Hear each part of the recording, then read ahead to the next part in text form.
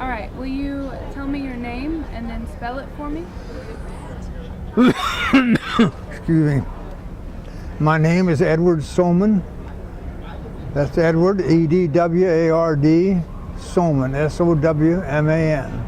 All right, what rank were you and in what branch? At the time of Pearl Harbor, I was a radioman second class, And how old were you? 24 years old. Will you tell us in your words what happened on that day? I was in chow line on the weather deck of the New Orleans, and I saw the first torpedo plane come down from Mary's Point. And about that time, we had seen them bombing Fort Island and Hickam Field, but we didn't know it was an attack. We were blaming the American Airedales.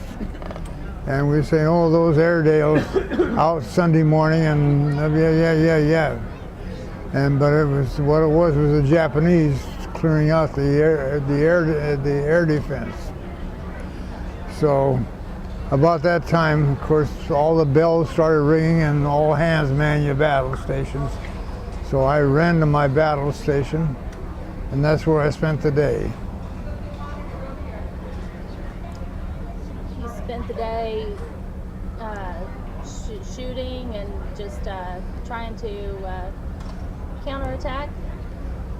Well, we only had two attacks, Right. and by 10 o'clock the whole thing was over with. The first attack lasted from about 8 o'clock and 5 minutes of 8 until 8:30. The second attack came about a half hour later, about 9 o'clock, and lasted till about 9:30, and that was the end of it. However, we did not know that was the end of it, so we stayed at battle stations the rest of the day and served sandwiches for lunch and that sort of thing. And but that's about the story of that day.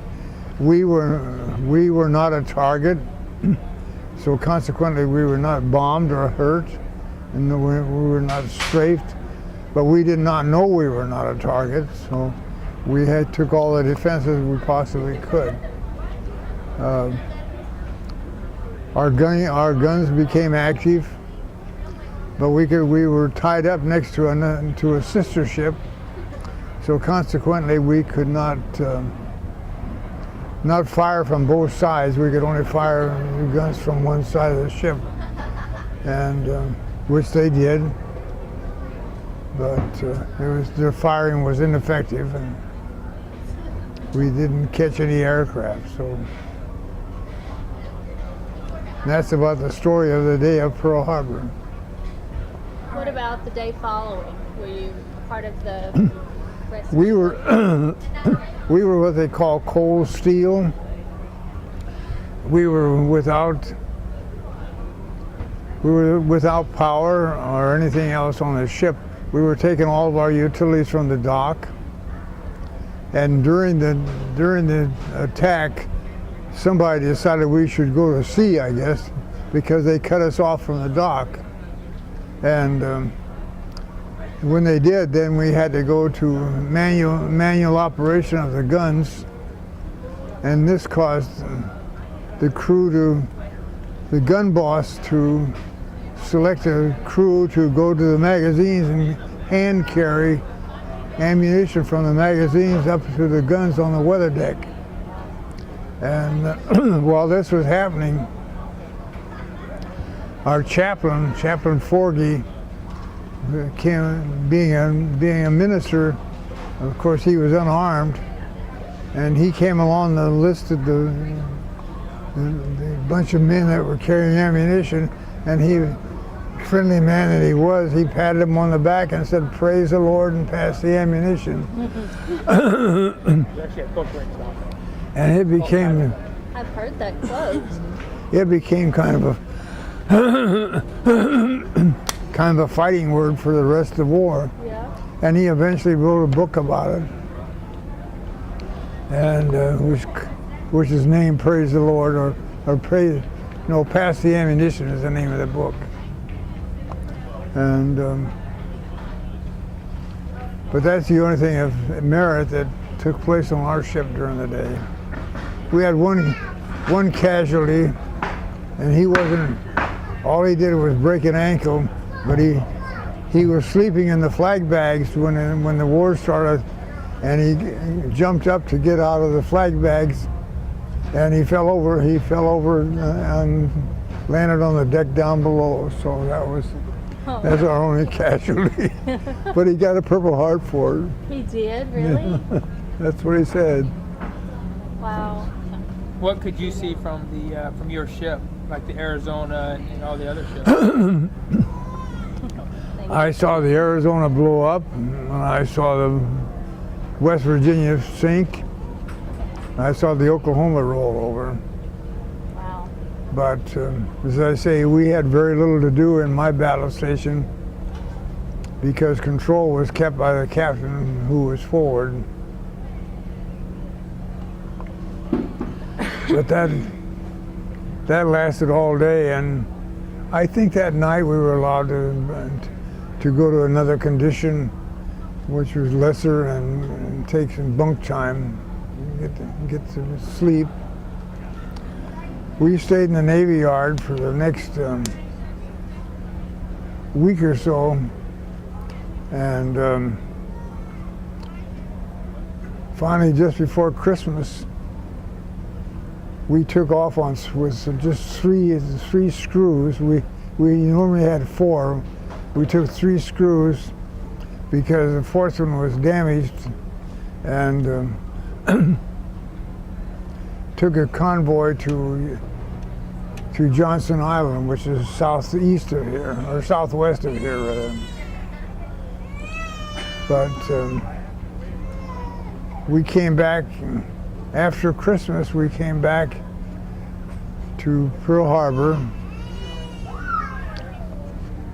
and just for a short while, and then we left and went to Bremerton. We went to San Francisco Naval Yard to get our engine repaired. And when that was over with, we took off for Panama, picked up a convoy in Panama, and went and took the convoy to Australia. And then in Australia, we were in Bremerton. We were in Brisbane, Australia, for about a week, and we were assigned another convoy. We took it north to one of our bases in north of Australia, and then back here to Pearl. And about that time, it was we supplied and refueled, and we took off again and went back to Australia, and went back to the Battle of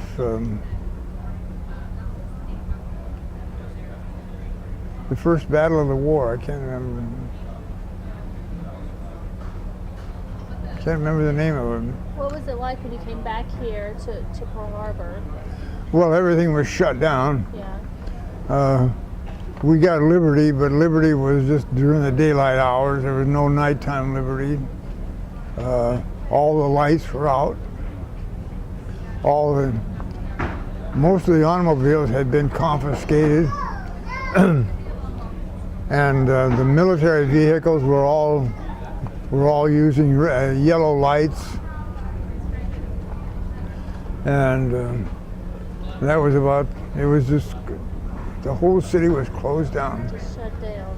Do you know anyone who was on the ships that were attacked? Pardon? Did you know anyone on the ships that were attacked? Did I know anyone on the ship that was what? Attacked. No. We had no one on the ship, no casualties from the war. How old were you at that time? How old? I was 24 years old. 24? I had been in the Navy since 1935, Okay. and I got out of the Navy. I married in 1938, at Christmas time in 1938, and So I had a wife in the States, and so in 1939 I got out of the service and became a civilian for almost a year, and I was recalled to active duty in 1940, along with all the National Guard and everything else. And when I was called to duty, I was sent out here to Pearl, right to the New Orleans, and that's the ship I was on. And I spent about 3 years on the New Orleans. And finally I took a transfer and I went to Philadelphia and put to Wisconsin, a battleship, the BB-64, in commission. And on the BB-64, I was commissioned a warrant officer and sent back to Pearl Harbor again. Then I finished out the war here in Pearl. Really? And in an electronic maintenance unit. That's about my history of the Navy. After the war, I got out of the service. After 10 years of active duty, I got out, went back to civilian life, and here I am. How often do you come back here? Oh, at least every 5 years. Whenever they have a national convention out here. At least I have in the last 20 years. I've been here 5 or 6 times in the last 20 or 30 years.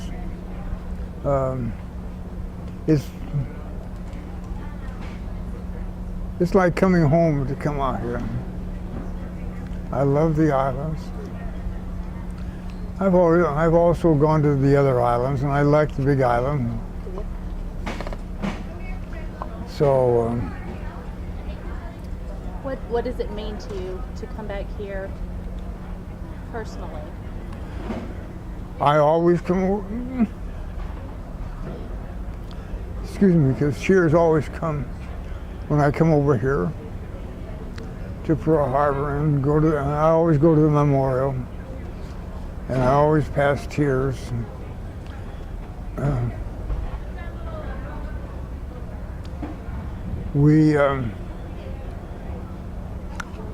And I always go to the punch bowl. I have shipmates in the punch bowl.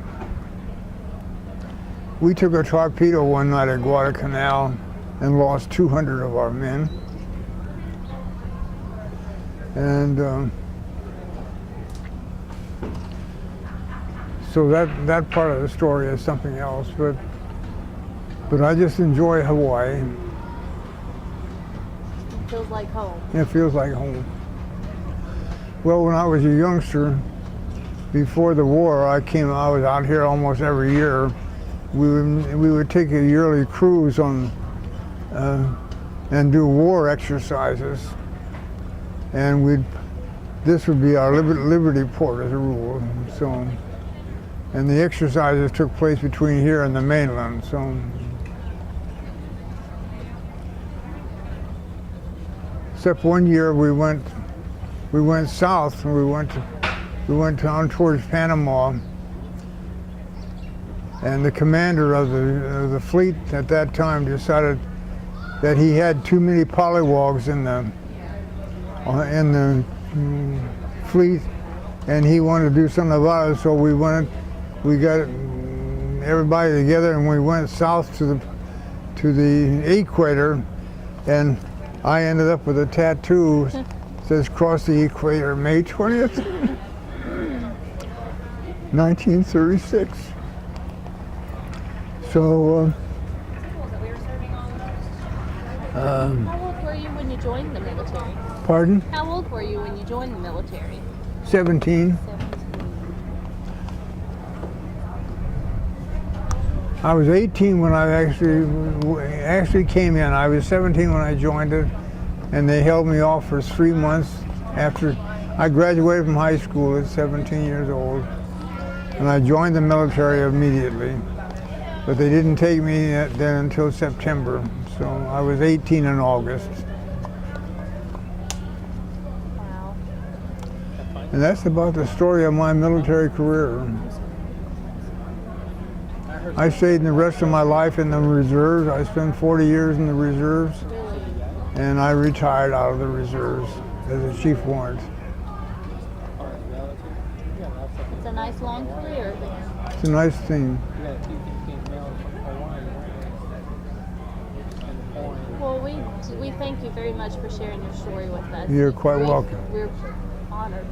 You're quite welcome.